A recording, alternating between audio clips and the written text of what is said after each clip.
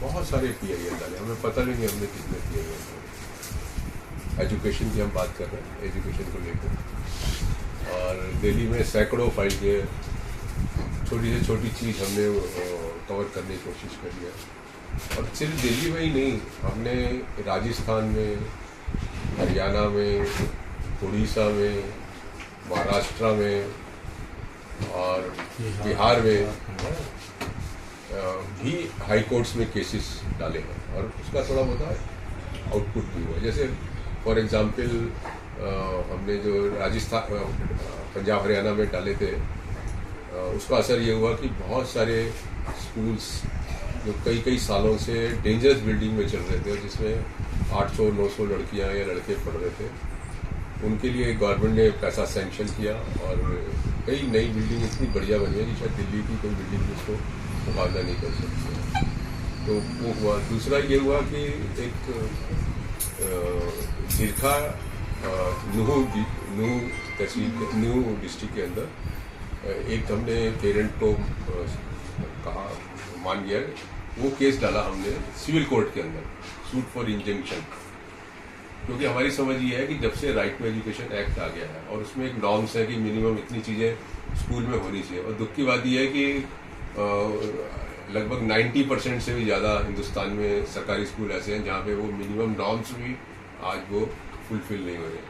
तो उससे केस हमने डलवाया, सूट फॉर मैंडेटरी इंजंक्शन, और उसमें उसने ये कहा कि मेरी बेटी है जो 7वीं क्लास में पढ़ती है, और वहाँ पे 6ठी से लेकर 8वीं तक जो है 200 बच्चे हैं, 200 लड़कियाँ हैं, और सिर्फ एक टीचर है, जबकि RT के हिसाब से 5 टीचर होने चाहिए।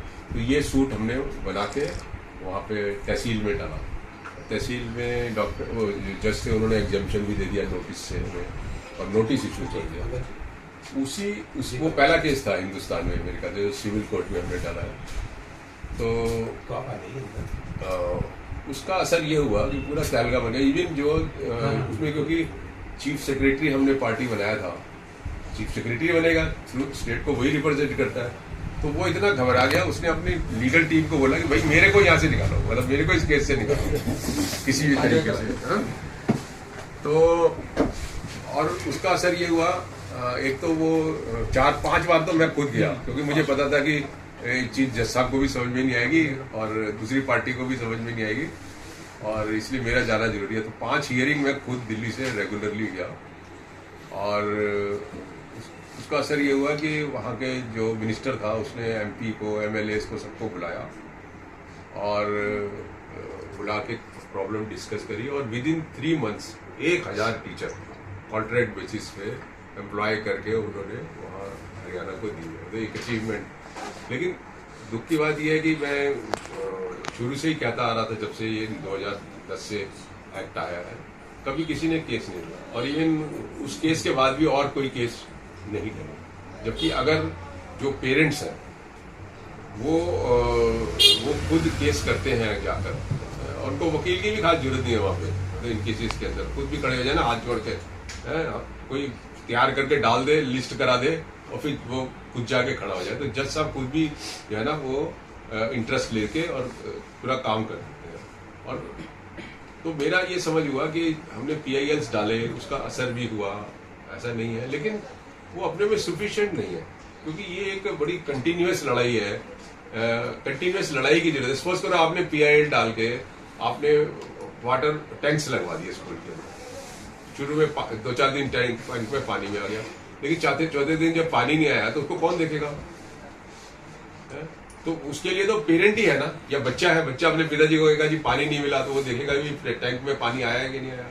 तो जबकि हमारे PILs का भी इम्पैक्ट हुआ है, लेकिन वो मैं कहता हूँ 5% भी नहीं है। अगर जितनी लड़ाई करने की जरूरत है ना, उसका 5% भी नहीं है। तो 95% तो पेरेंट्स ने लड़ना है, और पेरेंट्स जब तक नहीं इन्वॉल्व होंगे, हम पेरेंट्स को एम्पावर नहीं करेंगे, एक पेरेंट को और एक बच्चे को जब तक एम्पावर नहीं करेंगे ना, तब तक ये लड़ाई होने वाली नहीं है। तो इसलिए हमें पेरेंट्स के साथ, मतलब NGOs में भी जनरली क्या होता है कि वो खुद अपने आप को एम्पावर कर लेते हैं, इससे पैसे ले, उससे पैसे ले, है वो एम्पावर, लेकिन वो कभी जो जनता है उसको एम्पावर नहीं करते। और रैदर जनरल जो NGOs के बारे में समझा जाता है वो ये कि पैरासाइट्स है सोसाइटी में, वो ये चाहते हैं कि ये हालत जितनी ज्यादा बिगड़ेगी उतनी उनकी जरूरत है वहां, तो वो हालत को बिगड़ने में ज्यादा इंटरेस्टेड है बजाय हालत को सुधरने में।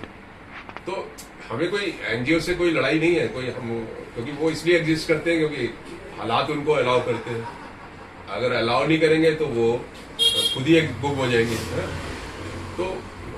तो हम बहुत ज्यादा उन ऐसे लोगों पे भी डिपेंड नहीं कर सकते, तो ये समझना पड़ेगा हमको। तो हमें बड़े रेडिकल तरीके के लोग चाहिए जो किसी भी तरीके से किसी की मदद के ऊपर डिपेंड नहीं है, अपना खर्चा अपनी इनकम से चलता है और फिर वो एक्स्ट्रा में वो अपने आप को डिवोट करते हैं।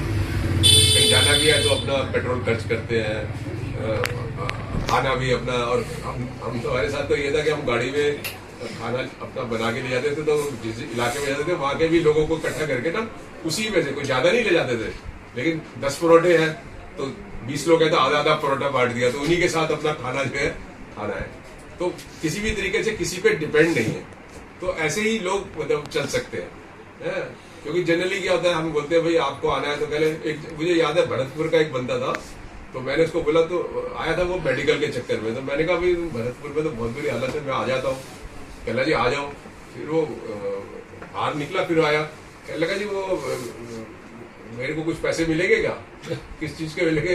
कह रहा जी वो मोटरसाइकिल पे हूँ ना मैं, तो पेट्रोल के लिए। मैंने कहा हम तो किसी को, हमारे पास ना पैसे है ना हम पैसे देते हैं, तो हमें तो ऐसे लोग चाहिए जो अपना पेट्रोल फूके हैं, और ऐसे भी लोग हैं वहां पे, ऐसा नहीं है, लेकिन हमें सर्च आउट करना पड़ेगा। और मेन कहने का मतलब ये है कि जब तक हम बच्चों को और पेरेंट्स को एम्पावर्ड नहीं करेंगे तब तक जो है ना वो ये लड़ाई नहीं लड़ी जा सकती। और इसमें एक बहुत मुझे जो